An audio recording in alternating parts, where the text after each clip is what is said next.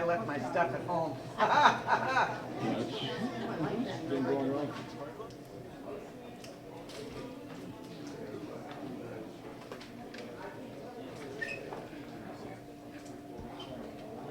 Sustainable communities.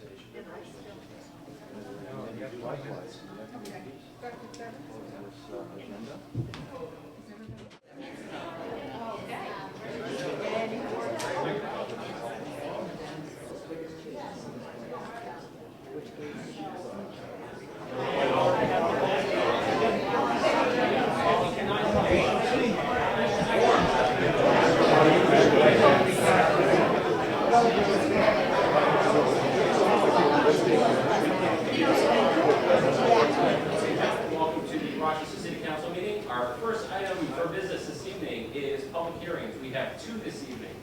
The first is to authorize bonding in the amount of $946,100 in connection with the Salmon Falls Road, New Hampshire Route 125 Water and Sewer Main Extension Project. And we also have a bonding in the amount of $558,000 in connection with the Rochester Hill Water Tower Repair Project. Now, for the public hearing, we'll open them both up. If any member of the public wishes to address the council on these two items, they may definitely do so. However, this public hearing is only specific to these two items. I just want to make that perfectly clear before we begin. So if anyone wishes to speak to that, you may now step forward. State your name and address. Good evening, Greg Carson, Chesley Hill Road, Rochester, Mr. Mayor, council members. I'd like to speak to both items. The first is the sewer project that's being planned. I don't have an issue so much with adding infrastructure. The means in which it's being paid for is where I have some heartburn. I don't think this should be put on the backs of the ratepayers. You know, I'm hearing only $10, but are we going to come in and get a $10 bill from somebody to offset the difference? It's economic development. The grant is from the Economic Development Agency or whatever it is. I think the tax ratepayers shouldn't have to do a thing with it. If it's economic development, let them pay for it. A couple other things is, what if the grant is denied? Is the thing just going to go away, or are we going to try to come up with another $1 million? And there was additional mention of some jobs being created as part of this. Will these be high-paying jobs, $20, $25, $30 an hour? Or are they going to be a more basic $10 to $12 an hour job? Because again, if they're going to be very high-paying jobs, it's definitely going to take the sting out of it. But, you know, if they're middle of the road, I don't see any benefit in that regard. And the other item is the water tower. Going to some of these public works meetings, it seemed as though a contractor did some work that was faulty and caused a significant part of the failure. And there was mention about going after the contractor for damages. Is that going anywhere, or is that dropped by the wayside? Because $500,000, I understand the tank's got to be fixed, but by the same token, if it was shoddy workmanship, we should not have to pay. The contractor should be held accountable and pay for all repairs. Thank you for your time, and have a good evening. Thank you. Any other member of the public wish to address on the public hearing? I downloaded the information about tonight's meeting. Rochester Regular City Council Meeting, September 4th, 2012. Council Chambers Agenda. Number 1, call to order. Number 2, Pledge of Allegiance. Number 3, opening prayer. Number 4, roll call. So are we getting into business before we do these other things? Actually, We'd like to do the pledge. Just so you're aware, the public hearings were posted prior to the regular meeting. Right now we're in the public hearing. That's okay, but we'd like to ask you to do the Pledge of Allegiance before we start. Okay. Thank you for your time. Any further public hearing? I second that. All those in favor? Okay, see. Aye. Excuse me. Right now we're in a public hearing. We'll get to the regular meeting at that time. I don't want any more interruptions of this meeting from you this evening, or I will ask you to leave. We're going to set the tone early here, and I mean that. Mr. Lennon, proceed, sir. Good evening. Good evening, everybody. Thank you.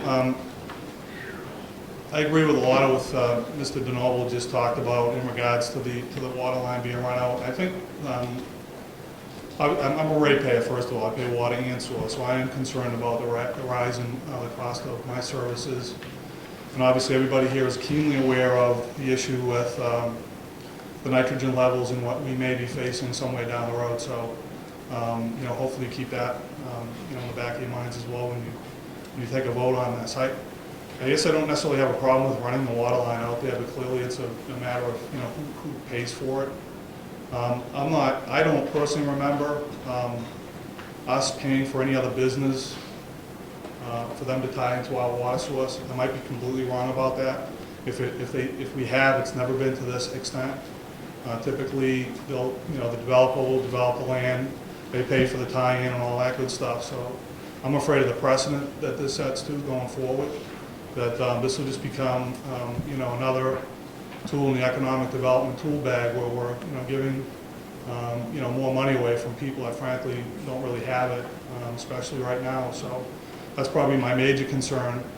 And then of course the other one is, and you guys batted this around the other night, and that was to do with once you put that water line in, are the folks along that water line within the 200 feet, are they going to be required to hook up to that? What kind of hardship is that going to create? And I think also the other thing with running that line and requiring people to tie in is a way to also help offset the cost. So the reality is that not only we may not get the offset that we necessarily want from residential, that will again fall on the ratepayers. So I'm concerned with that. And there's also, I believe, the guidelines for which the city manager has to waive the fee are really non-existent, and I think that really needs to be tightened up. There's got to be something. I'm not saying that he shouldn't be the deciding office or whatever, but I think you really need to tighten up the rules or the guidelines that you're going to allow him to operate under. Otherwise, it's it could get out of control very quickly. And again, nothing personal against the city manager, but that's why we have rules and regulations, is just to keep everything orderly and neat and fair and everything else. So those are probably my biggest concerns. So I think, again, if it's an economic development project and it's going to benefit the majority of the people in this city, then I'd like to see this this be bonded out of the general fund and not out of the water fund. And clearly, as much money out of the economic development fund as you possibly can as well.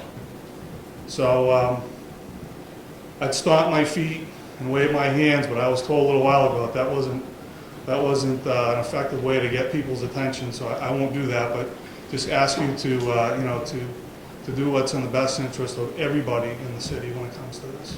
I appreciate it. Thank you, Mr. Moore. Any other member of the public wish to address the council on the two public hearing items? Seeing none, I'll go ahead and close the public hearing and call to order the city council. First item of business will be the pledge of allegiance. Please rise. I pledge allegiance To the flag of the United States of America and to the republic for which it stands, one nation, under God, indivisible, with liberty and justice for all. Please remain standing for the opening prayer. Dear Lord, we ask you to be here with us this evening as we contemplate the business of this fine city, and we ask you to please watch over our men and women who are fighting for our freedom this very minute. Amen. In Jesus' name, amen. Amen. City clerk, please call the roll. Council Murray, Here. Council Keyes, Council LeGrand, Here. Council Lashikov, Present. Council Laricho, Here. Council Lauterborn, Council Reed Erickson, Here. Council Savoy, Here. Council Tor, Council Barney, Council Walker, Present. Mayor Jean. Present. We have a quorum. Item number 5, acceptance of the minutes. I'll entertain a motion to approve. So moved. Second. Motion has been made and second to approve the minutes. Any discussion? Seeing none, all those in favor signify by saying aye. Aye. Opposed? Motion carries. All right. Next, item B, authorization for city manager to sign an agreement with the Granite State Futures. Before we move to this item, we do have Mr. Greg Carson with us here this evening from the Housing and Urban Development, and he is going to be briefing the council on this. He was scheduled to come last month. Unfortunately, he had some other plans there out of his control. We certainly understand that. But before we turn it over to you, I just want to mention he's here to present his piece on this. He'll answer any questions from the council relative to this matter. I would ask everyone in the crowd to please respect the council meeting as we proceed, and Mr. Carson as he presents. With that, I'll turn it over to you, sir. Thank you, Mr. Mayor. Again, my name is Greg Carson. I'm the Director of the U.S. Department of Housing and Urban Development here for the state of New Hampshire. We have an office in Manchester, and we serve Manchester, Maine, and Vermont with all of the different various departments within HUD. Again, I apologize for not being here, but spending some time in an emergency room rather than spend my time here, and sometimes I'm not sure which one's the best, but I'm feeling better tonight, and I hopefully will be able to answer all of your questions. Just briefly, I did actually get to watch the video of the previous meeting where a lot of questions were asked. I do understand this is actually a very complicated program. People have some very pointed feelings on participation in this program. What I'd like to do tonight is just explain to you what the facts are in terms of what HUD is doing with the regional planning commissions, and what the city would be or not be being obligated to if they decide to join onto the program. One thing I will not be doing is advocating for you to join or not join. In fact, it doesn't really matter one way or the other to the Department of Housing and Urban Development if Rochester signs onto the program, because there's already been enough cities and towns prior to even the funding being awarded who signed on and said that they would be partners in this program, and the money has been awarded to the city of Nashville. About 3 years ago, with the change of administration, there was a development of a program called the Sustainable Communities Initiative. This program was a result of some of the things that the new administration had decided they would work on as part of their 4 years or however long in office, and sustainable communities is one of those issues. It was a real hot button. The idea being that cities and towns need to be more walkable, livable, all kinds of policy issues. I am not the policy person at HUD. I am the career operations person. My job is to implement, not to decide what is not going to be the policy and what we're going to do. This development came about with the Sustainable Communities Initiative, and about over the course of 2 years, the administration had gone to Capitol Hill and was awarded $100 million to award to cities and towns across the country to help them do planning in regards to support of this policy of sustainable communities. There were 2 sets of funding rounds. The first funding round in fiscal year 2010, New Hampshire got 2 small awards, one to the city of Lebanon and one to the city of Hanover, which they used to implement, do some planning. They brought in a contractor that helped them do some redesigning of what they were looking for to do with the mills and some of the programs that they had been looking for years to do in terms of developing streets. The regional planning commissions in New Hampshire had applied in that process and were denied. Their application was denied because they did not receive enough points in order to get an award. In the next year, when the notice of funding availability came out, the regional planning commissioners, planning commissions got together at the direction of the regional planning commissioners. The executive directors met, they submitted a new application, and this time the award was given to the state. $3.37 million was awarded. Nashua, having been the regional planning commission that actually had the admin person and grant writer available, decided that they would be the lead agency, and so they actually have a contract with the U.S. Department of Housing and Urban Development to do $3-point-something million worth of planning, and they're the responsible party with the contract.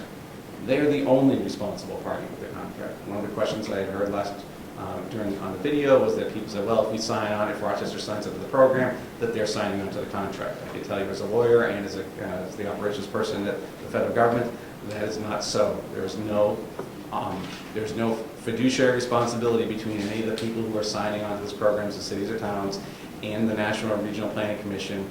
They do not get involved between HUD and the Planning Commission as the contract administrator.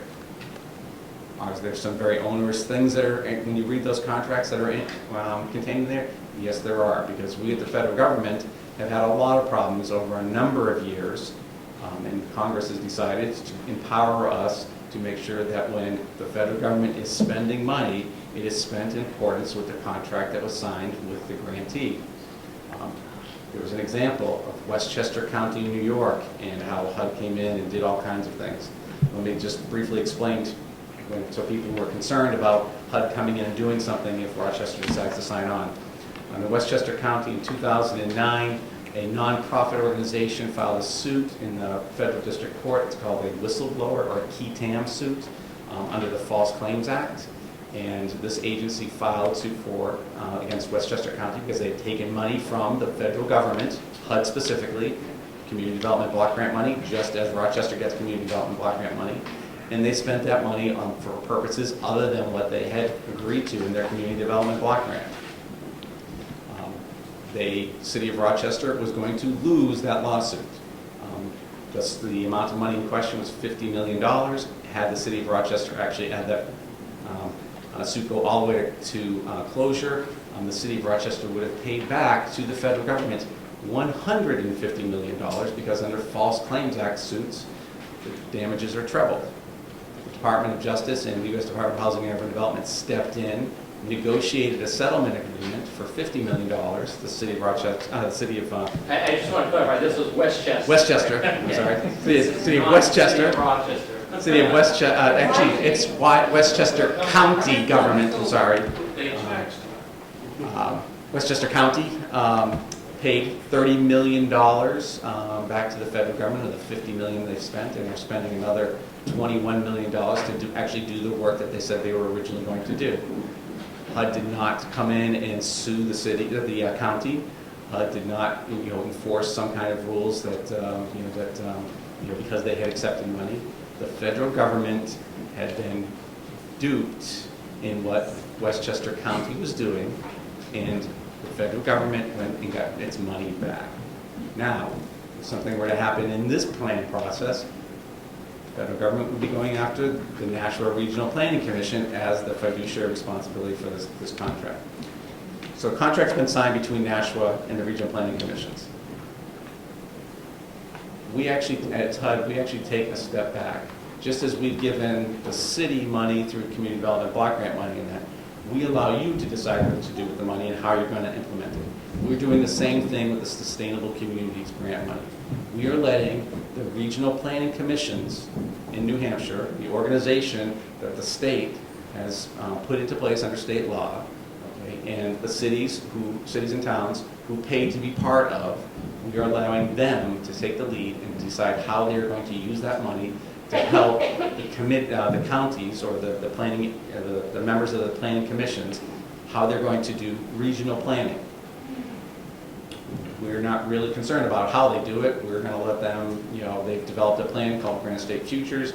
They've enlisted a lot of people to become, to come to the table and to work with them. They're asking cities and towns across the state to sign on to the program to participate.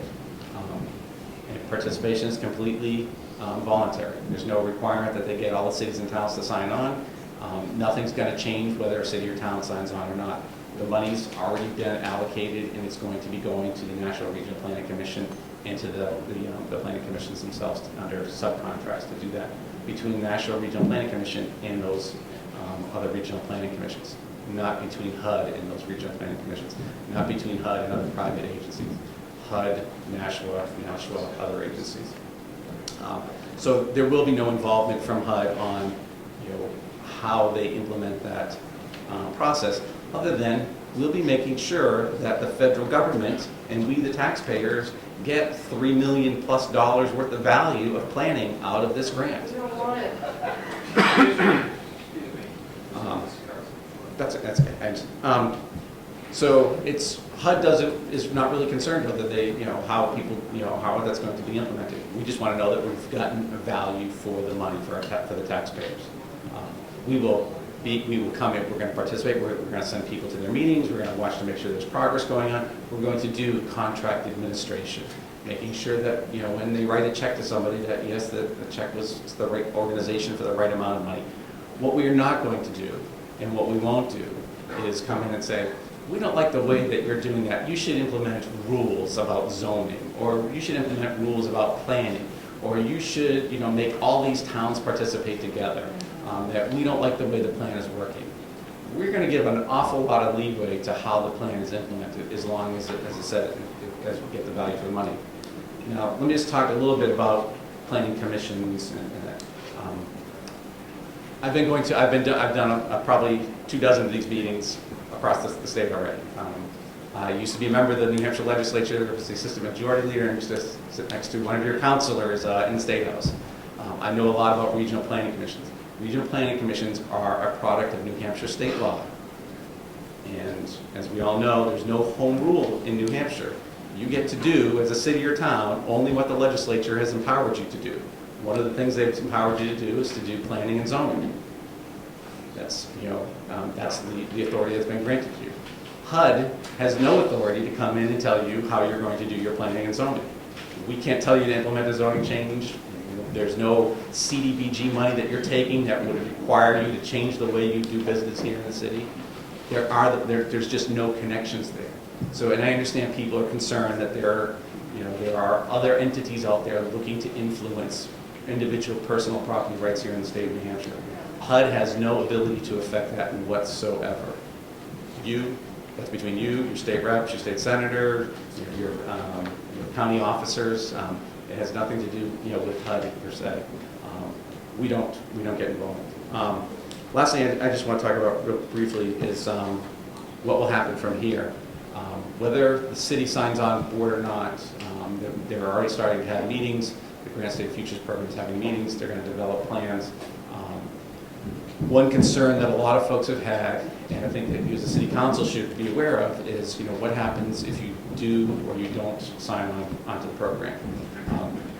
It is required, the way the federal law works today is that the federal government cannot penalize you for not participating in a particular program. Those of you who've been around for a while remember when Governor Sununu said, we're not going to change the speed limit here in the state so we can get federal transportation dollars. The federal government said, we're not going to give you that money. Where it said, oh, you can't actually do that. So the state got its federal transportation dollars and we didn't have to change our speed limits. It's the same way here. If you do not participate, you are not going to be penalized. Now, this administration has a program that on grant administration that they've implemented. What they will do, or what they can do, and I'm not saying that either EPA or HUD or any other agency can do, there is a possibility that in future grants for other programs from HUD, from EPA, from any other agency, that they can award bonus points for those who do participate. Right.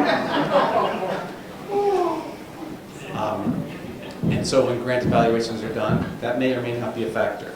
Let me just tell you, I've been here at HUD now for a number of years. We've never had a grant that was affected by bonus points one way or the other, whether it be this administration or the previous administration. We get the same amount of money. We are the tail at the end of the wagon, the dog with the wagging tail. These programs are not designed for New Hampshire or Rochester or Manchester or Nashville.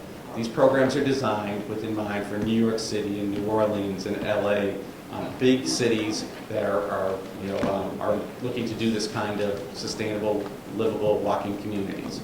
We know that HUD knows that that's not going to be an issue here in New Hampshire. We're not going to move everybody into downtown Rochester and outside of all of the different communities and build high-rises and make walkable communities. It just doesn't work that way.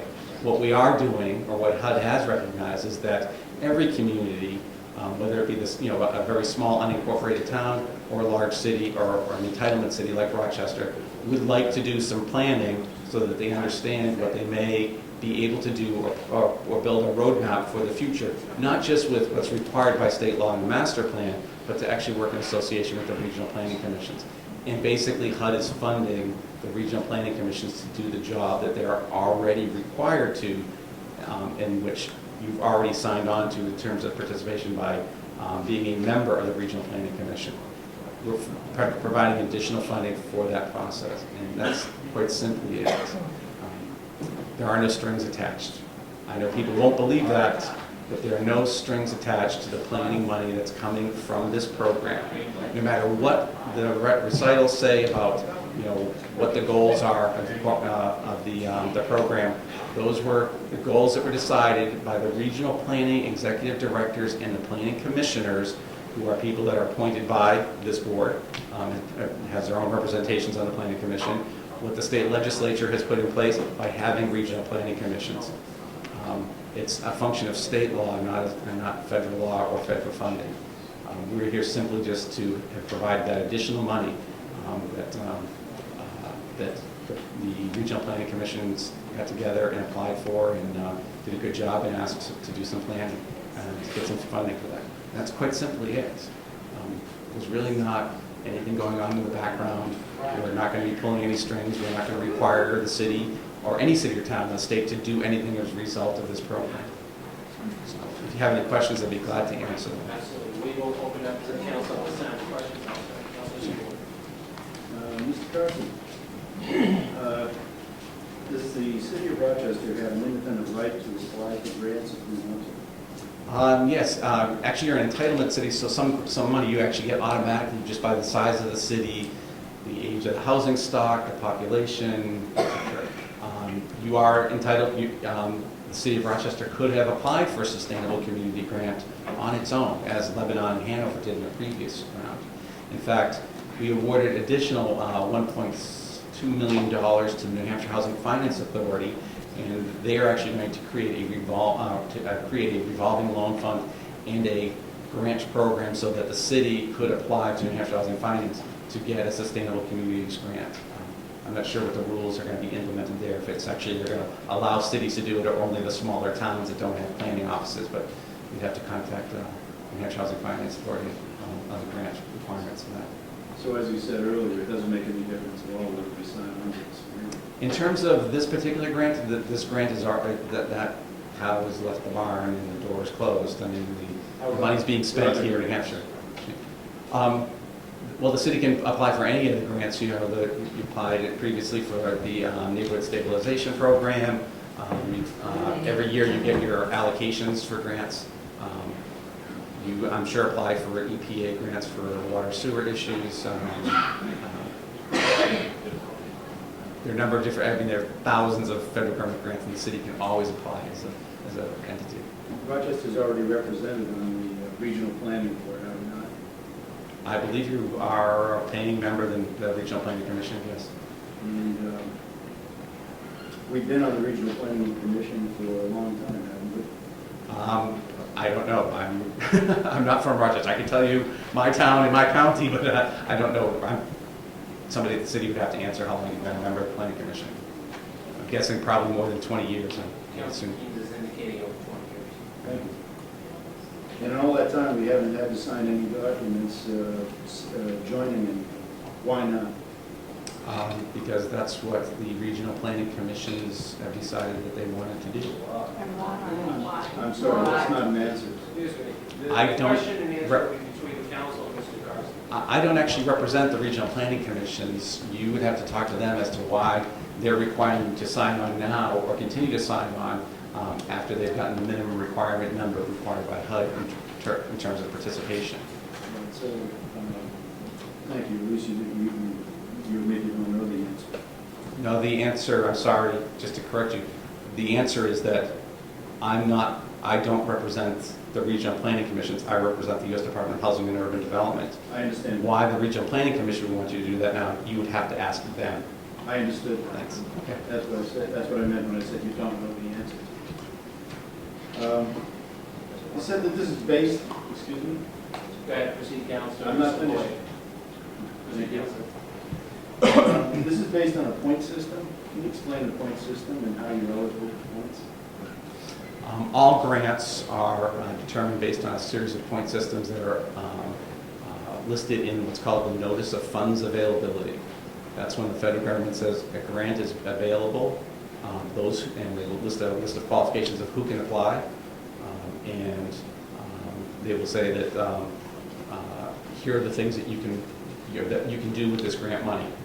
The points themselves are actually part of a process that are done after the applications are made, to evaluate how the grants, you know, at what cutoff point they will actually award monies to. You get points for different things that you may have put in your plan. Those actually are kept proprietary or secret until after the grants are made, so that cities or towns or other agencies cannot try and manipulate the program in order to get funding. So each grant has a separate point system that's that they've designed prior to the announcement of the grant. How do we earn points? I'm not sure I understand. If you apply for a grant, your points are based on, you know, how well you've answered the questions in the qualifications and in your request.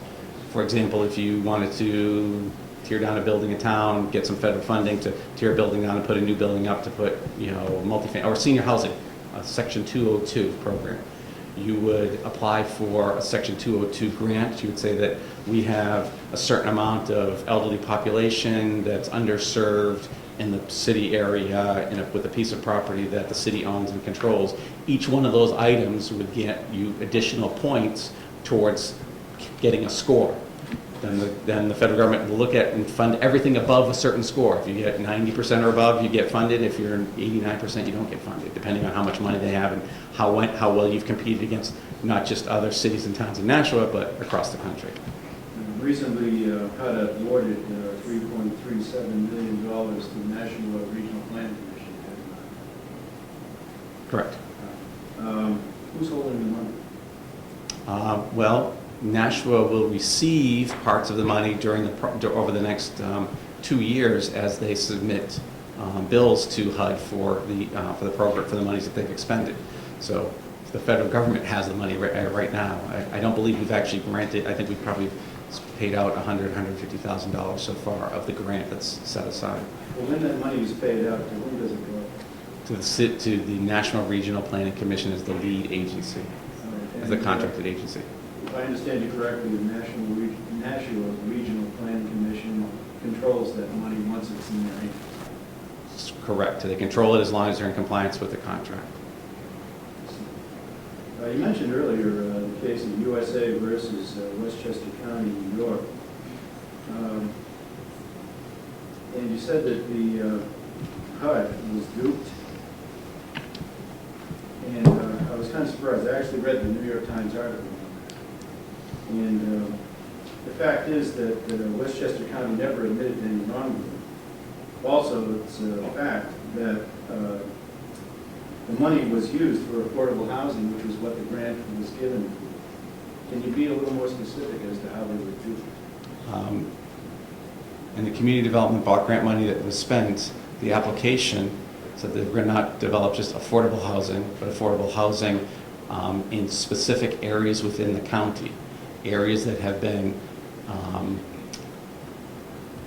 that are recognized as, you know, the wealthy communities, places where there were little or no affordable housing. Westchester County represented to HUD that they were doing that, and in fact they weren't doing that.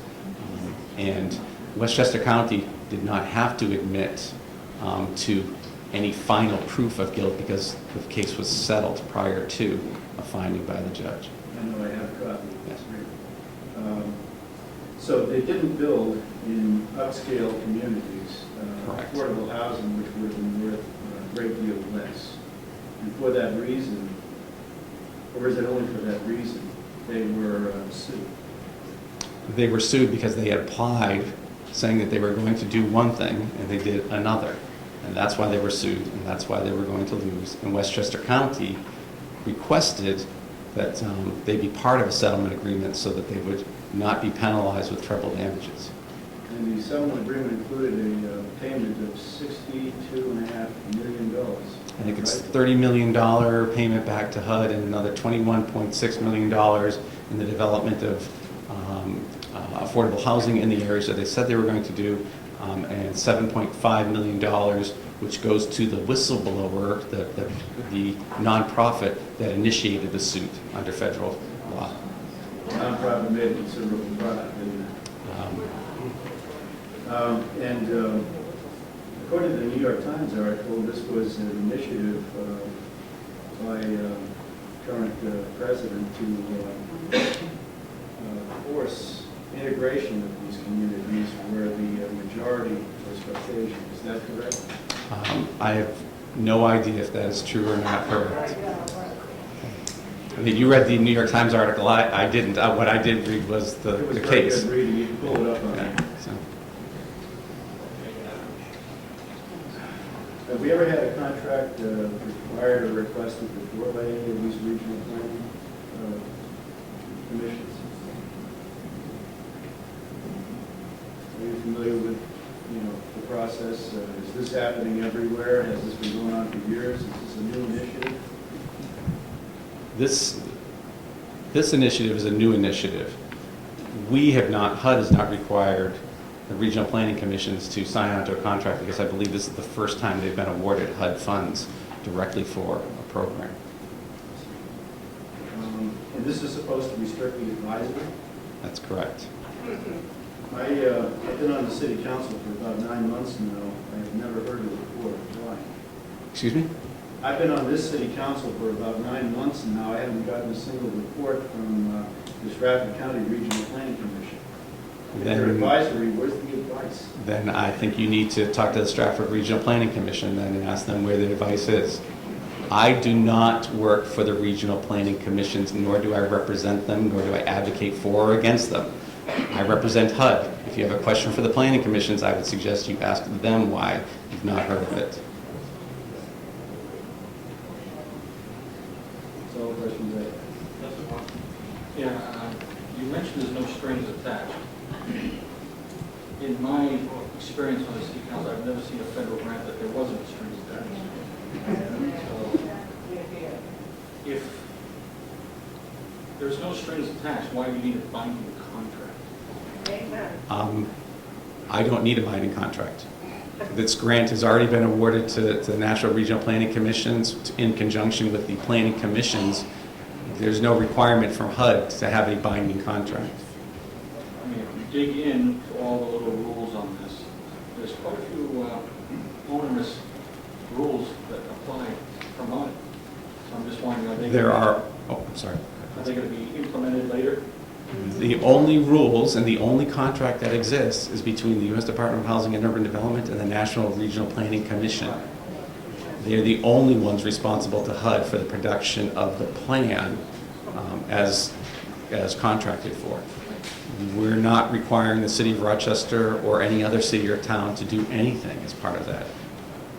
Yeah, but you're going to require the national regional planning to those rules. We're going to require the National Regional Planning Commission as the lead agency of the planning commissions to produce $3.37 million worth of work regarding planning under the set of guidelines that they applied for in the Notice of Funds Availability.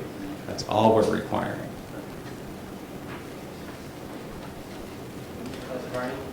Mr. Carson, you're familiar with the regional planning commissions and the way they work? Absolutely, yes. One of their mandates is they're required to produce a master plan. That's correct.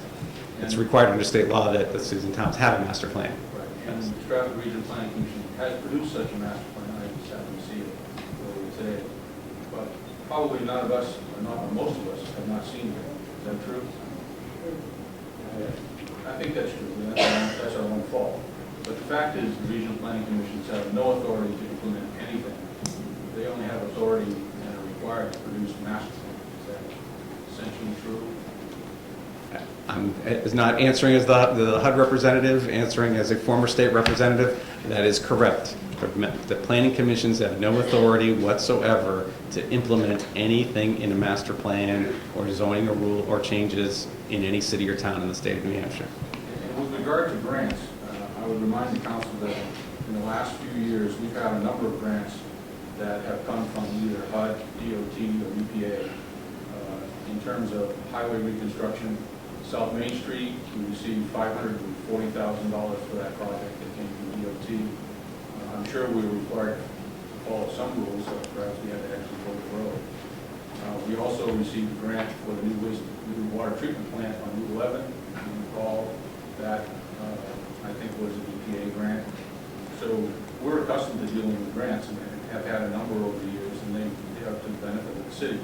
But there are certain rules, and we have to apply for them, and when we apply for them, we have to what we say we want to do. Another grant that we have had in the past and hope to get in the future are brownfield grants from EPA and HUD. We do have some brownfield areas in the city. If you remember over on behind Lucille Fees, there's an area over there that the city now owns that would like to clean up and market. We can't do that without remediation to the site. So that's another grant that I'm sure that we will be applying for in the future. I've listened to and read all of these emails and so on and so forth, and not one time has anyone demonstrated or shown where anyone has lost any property rights. Not one. There's a lot of innuendo and a lot of fantasy-based hysteria, but no one has ever given an example where anybody's lost any property rights. So, you know, I just don't see that this is a huge problem. Now, having said that, one of the disappointing things about the way this program was rolled out to us, it came out pretty much incomplete, as I recall. First paper came to us, we had one page with no backup. Backup showed up a little later on. We haven't heard a thing from the planning board because it hasn't been to the planning board. They're supposed to be our planning arm for the council. They haven't seen it. We haven't heard a word from the executive director of the Stratford Regional Planning Commission, which I think we should. I mean, I'd certainly like to ask some questions. What are you planning to do? What have you done so far? The last 7 minutes I saw from the Planning Commission was April, where it said they were moving forward with implementing the grant and hiring 2 interns apparently to do so. But with no minutes since then, I don't know what they've been up to. I see this as a planning exercise. It has some value. We need to be at the table. I think we need to participate.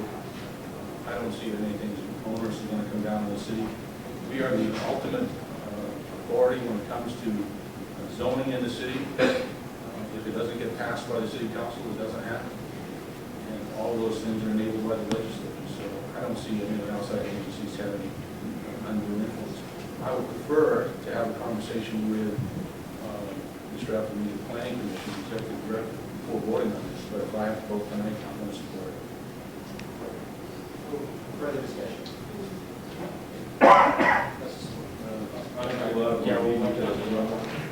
Thank you, Your Honor. We have been told that a benefit to participating in this program or signing on, so to speak, is that so we would have a seat at the table. And as you said, this planning is going to occur anyway. If we're not part of it, then there'll be others planning for things in this region, and Rochester wouldn't have any input into that. Are there any other benefits for Rochester? I mean, that would be one benefit. Are there any other or maybe more tangible benefits for Rochester that Rochester would accrue from participating in this? Let me just first say that whether Rochester signs on or not, you still will be able to, through your commissioners, the commissioners you've selected here to represent the city of Rochester, the Regional Planning Commission, still be part of the process and be able to influence part of that process from the planning commissioner's perspective. The seat at the table that they're talking about are these, they've designed a number of different committees and subcommittees, an executive committee, a committee on development, a committee on planning, a committee on the goals and policies of what the planning should be or turn out to be. Rochester still is a paying member of the Regional Planning Commission, and you will in effect have some representation there. What you won't have is a seat at one of those committees. All of these meetings will be open to the public. People, there's required that there's opportunity for people to speak at the meetings and that. But when it comes down to them voting on the final plan, they'll have the Granite State Future's final plan, but it'll be the regional planning commissioners that will vote eventually on whether they're going to adopt the plan for their particular region or not. So there will still be some participation. It just will not be as the kind of participation in the early development of the plan. As I said, the only other thing that's kind of hanging out there, and I cannot tell you one way or the other. I mean, if at some point in the future, if there's another grant that is becomes available, that the people, the policy people who decide how that grant should be awarded may award this thing, as I said, called bonus points. We've not had that happen here in New Hampshire because, as I said, we're so far down, we're an afterthought. We get usually basically, in a way, we actually get more money than what we would be authorized by the population of the state, by the population of our cities, the housing stock, et cetera. So typically, we get a little bit more than what we would be otherwise authorized. But at some point, there could be a grant, a competitive grant, a Brownsfield grant, the Betty grants, that where you're actually competing, the city's competing with other cities and towns, not just in New Hampshire, but across the nation. They could be awarded an additional point for having participated in this program. There's no way for me or anybody else in the federal government to predict the future of how that might happen, but it is a possibility. Paula? As Councilor Barney listed, we have taken advantage of many federal grants, and rightly so. People of Rochester pay income tax to the federal government, and we certainly have a right and an obligation to apply for and use the funds to help out the taxpayers for projects that we need to do in the city. The bonus, I would hate to see that jeopardized in any way, and the bonus point system just sounds a bit coercive to me. Is there any precedent for that in other grants where whether you apply for transportation or help with the hiring police officers or whatever the federal money might be, they're tied in some way to other grants? A number of different federal grants have in their point system bonus points for having done or doing other things. As I said, for the HUD grants, we've not had that issue here. That's not to say that it won't happen. I can't speak for the EPA or DOT, which are typically the bigger ones that we get here in New Hampshire. But there are, yes, there's a precedence. It's been decided that, through objections both in the legislature and Congress, in the court system, that, that grants can be awarded additional points for having done other things, past behaviors. Whether I agree with that or not, that's, in my personal opinion, doesn't really matter. That's just the way the system works. Thank you.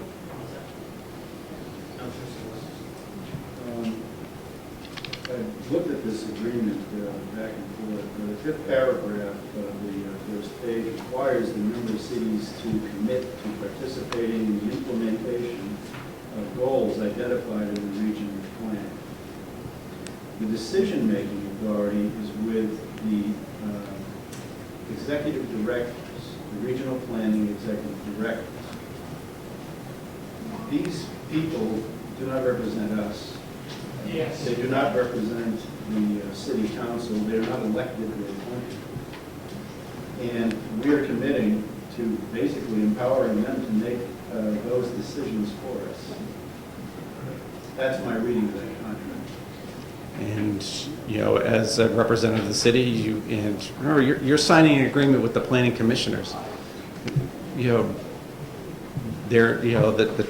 an attorney. You don't have to sign anything you don't want to. And you certainly have an opportunity to amend any contract that you're going to sign. If that provision troubles the city council, then you could negotiate with them and strike it. You can change. Just because this is what they've submitted doesn't mean that's what you have to sign. You can negotiate that however you would like to do.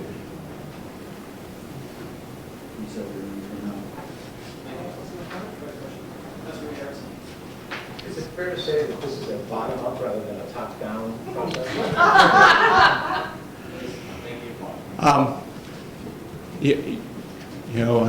Let's be practical. It's the federal government. Everybody's going to say it's a top-down process and it's going to be driven that way no matter what. It's like everything else. The money is. I want you to understand something. Over the last 20 years, the federal government has moved through a series of administrations and both, and members of Capitol Hill and the Senate, and the House. They've moved away from the federal government trying to control everything with providing block grants. That's a fact of life. You get block grants. You tell us what you're going to do with it. We say, that meets within the guidelines, and we give you the money, and off you go running. So is it a bottom-up or top-down? It's probably neither one of those things. The federal government holds out the money, and you decide to take it or not. If you take it, You have to comply with the contract that you signed with taking that money. The planning itself, this process, this is up to you. I mean, you've paid, the city has paid its money to become a member of the Planning Commission, which are instituted by state law, and which do primarily their primary functions to create master plans for the cities and towns. This is a function of city and state government, not a function of the federal government. So it's the city, through their representation on the planning commissions and their representation in Concord in the House and the Senate, okay? You're driving that part of the ship. The federal government's just saying, here, there's money for planning. By the way, we're driving the planning for large cities and communities, but, Maine, New Hampshire, Vermont, Idaho, all you little states, if you'd like to participate, there's some money available for you too, and if you'd like to apply for it, you can.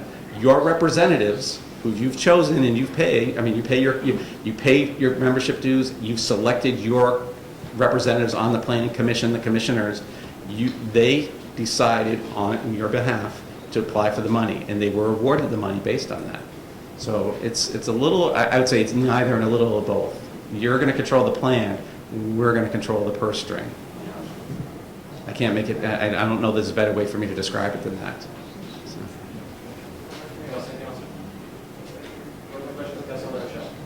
I think it says something to the effect that we do pretty well in getting federal grant money. I've ever seen a document that basically lists the number of federal dollars going in and federal dollars going back. That particular document, it had New Hampshire kind of at the bottom of the list. If I remember that last one, it says, and it was getting twice as much federal money back as putting in. Council Waterman said, we're putting it in. I may not be a big fan of earmarks and that kind of thing, but if the money's going out, I want my part back. So I feel compelled to try to get our federal dollars back into the community so that we can use it. In terms of there are two kinds of grants: competitive grants and formula grants. And formula grants are based on, depending on which grant it is, but the population, as I said earlier, the age of the housing stock. That's why Rochester does pretty well in community development block grant money. It depends on the education makeup of the community, the all kinds of different socioeconomic criteria. There's a pool of money, and they set a set of standards, and they set a minimum amount. And I'll give you the best example, one that everybody appreciates. There's a program called the VASH voucher program for veterans, the Veterans Assistive Housing Program. New Hampshire, based on its population, would be getting 5 or 6 or 8 of those grants at a time. We typically have been getting 15 or 20, and in fact, we're up to about 175 of those vouchers. As I said, based on our population, the number of veterans, et cetera, we probably would have only gotten maybe 35 of those. So we do get a benefit by, just being, a small state in a small area, part of the country. But we get the minimum amount, which just happens to be better than, based on our population, what we get. The same thing happens with community development block grant money, things like that. Now, it's a totally different story, and most of the folks back here know me from a different hat that I wear. I would agree with, that we could have a really good discussion about how much goes in and how much comes back out and what's due or not due. But the discussion here today is, what's HUD connection, and does it feed all the way back down to the city of Rochester? And in terms of Granite State Futures program, it does not. Your planning commissioners are the people in control of what's going to come out as a result of getting the $3.7 million. My only concern as the government executive here in New Hampshire for HUD is that the federal government gets its money's worth. That's it. The taxpayers get their money worth. Thank you. Is there any further discussion on this? There's no motion on the floor. If you want to make that motion,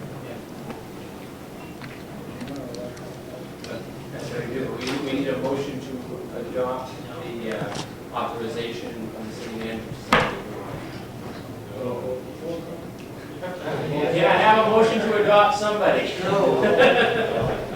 Before we even talk. I'm going to go sit down while you decide how to do this. Yes, and Mr. Carson, thank you very much for coming out this evening. And again, I profusely apologize for not being here a couple of weeks ago. I would have been here no matter what, because I know there were a lot of questions. And I will stay as long as it takes tonight to answer anybody's questions, whether here or back here.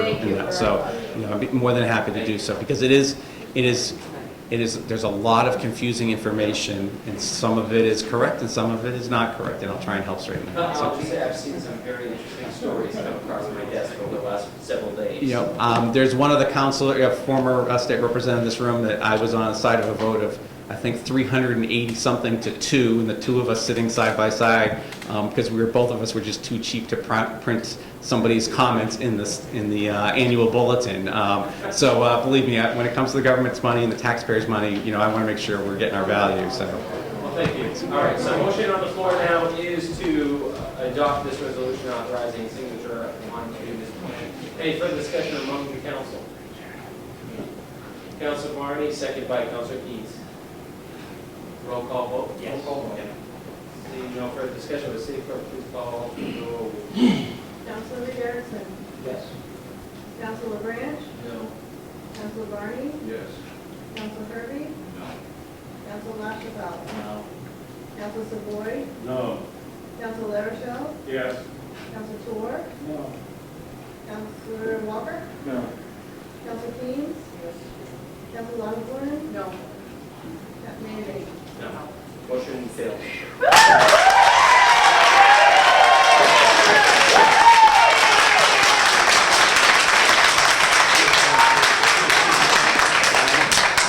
You did the right thing. Thank you. Thanks. Stop, please. Thank Please. God. You guys are all set. Those of you who are here for just this item, there's no further item on this item. Thank you. Next item on the agenda. Greg Carson, Director, U.S. Department of Housing and Urban Development, New Hampshire.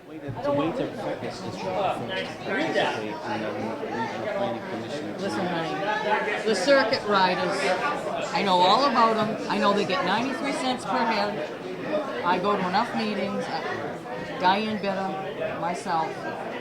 You have no idea how many thousands of us now, right here, never mind just here, across the country, we're networking. And we share all our information. We don't like the people getting paid per capita in a population, 93 cents per head. And when we found out there was 11 of them, I live in Epic, Rockingham County Planning Commission, they tried to tell me it was a private meeting, I couldn't speak, so I didn't speak. Just like, you listen, there's protocol. I know, I've been on a zoning board before. But people need to know more. They don't know that the American Planning Association and a lot of the circuit riders that are paid staff that are in the Regional Planning Commission in the different cities and towns are paid by our taxes. But we're getting the word out. And that's why you're seeing more and more people. It's an issue between the cities and towns who are members of the planning commission. Well, guess what? Epping isn't, because we aren't paying the dues. Salem isn't, because they aren't paying the dues. And guess what we're doing? We're spreading the word, so more cities and towns won't pay the dues. If they don't pay the dues, you don't have to worry about it. We did just fine until these other people started sticking their noses in our business. We don't need them. Each town, each city, each community can take care of itself like it did before. We don't want one world government.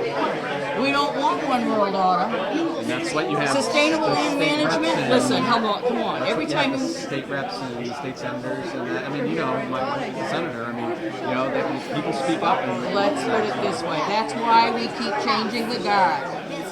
And then some of us get old, not dead, and speak up. My son, I'm so proud of him. My 4 children. My son was here tonight. The only way we got to him, hey, guess what? You're a taxpayer in Rochester. The mayor is going to talk to them to pay for Obama's visit. That got him moving. He came down here because he was not happy that he as a taxpayer was going to have to pay for Obama's visit. Well, guess what? Granite State Futures was happening around the same time. So I educated him, his dad educated him, and we filled him in. And he brought a crowd, and I brought a crowd, and a lot of us bringing friends. Next meeting is going to be bigger. By the way, there were 87 visitors, not counting the council, not counting you, and not counting the staff. So that was participation is a big. That's a pretty darn good turnout. I'll see you, Sam. Hey, question, Nashua. national pressure on the other side. Are you guys aware that the paid staff of Rockingham County alone has 11 people that are called circuit riders, and they get 93 cents per capita? Wow. Oh, yeah. Call Diane Gilbert, she'll fill you in. You explained it. I would just like to actually have the point made, and I don't know if that you can make it, that when Nashua signs on, that HUD holds the strings on Nashua at that point on that contract, and then Nashua, even though they signed contract with the other regional planning commissions, then they have strings on them, and actually all Nashua is a middleman for HUD within the other 9 regional planning committees.